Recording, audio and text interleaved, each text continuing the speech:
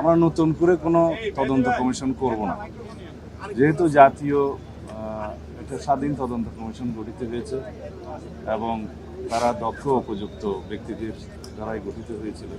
তাদের রিপোর্টে আমি একটা গ্ল্যান্স যা দেখেছি, যেহেতু আজকে কথা বলতে হবে সেই জন্য, তাতে যে সমস্ত সুপারিশমালা এসছে প্রায় 70টি মনে হলো।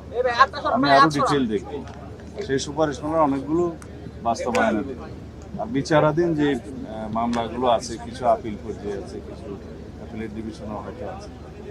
এই জুডিশিয়াল প্রসেসটা সমাপ্ত করা হবে। অন্তর্বর্তীকালীন সরকারের সময়ে একটা স্বাধীন জাতীয় তদন্ত কমিশন গঠন করা হয় এবং সেই কমিশনের রিপোর্ট আমাদের সামনে এসছে। আমরা সরকারে এসেছি জনগণের ম্যান্ডেট নিয়ে অল্প কিছুদিন হলো। তার আগে ইন্টারিম গভর্নমেন্টের সময় এই রিপোর্ট তারা হাতে পেয়েছে। সেই রিপোর্ট বাস্তবায়নের জন্য তেমন কোনো পদক্ষেপ নেওয়া হয়নি। আমি দুই একদিনে দেখেছি, আমি কয়েকদিন আগে এই রিপোর্টটা পুরো না দেখে কিছু কথা বলেছি, যেগুলো আজকে সংশোধন করতে চাই। আমরা নতুন করে কোনো তদন্ত কমিশন করব না, যেহেতু জাতীয় একটা স্বাধীন তদন্ত কমিশন গঠিত হয়েছে এবং তারা দক্ষ উপযুক্ত ব্যক্তিদের দ্বারাই গঠিত হয়েছিল। তাদের রিপোর্টে আমি একটা গ্ল্যান্স যা দেখেছি, যেহেতু আজকে কথা বলতে হবে সেই জন্য, তাতে যে সমস্ত সুপারিশমালা এসছে প্রায় 70টি মনে হলো। আমি আরও ডিটেল দেখব, সেই সুপারিশমালার অনেকগুলো বাস্তবায়নের আর বিচারাধীন যে মামলাগুলো আছে, কিছু আপিল পর্যায়ে আছে, কিছু অ্যাপিলেট ডিভিশনও হয়তো আছে। এই জুডিশিয়াল প্রসেসটা সমাপ্ত করা হবে আর অন্যান্য যে সমস্ত রিকমেন্ডেশনস আছে এগুলো আমরা ধাপে ধাপে বাস্তবায়ন করবো ইনশাআল্লাহ।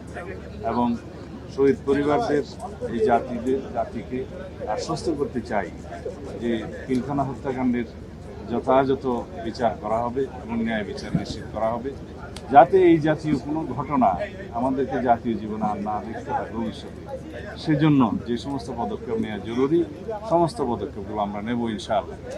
বাংলাদেশের স্বাধীনতা সার্বভৌমত্বের প্রতি হুমকি ছিল একটি ঘটনা এবং বাংলাদেশের সেনাবাহিনীকে আন্ডারমাইন করা বা দুর্বল করা এটা একটা লক্ষ্য ছিল। সেটা তাদেরই থাকতে পারে যারা বাংলাদেশের স্বাধীনতা সার্বভৌমত্বে বিশ্বাস করে না অথবা একটা দুর্বল রাষ্ট্র হিসেবে এই দেশকে দেখতে চায়। ধন্যবাদ।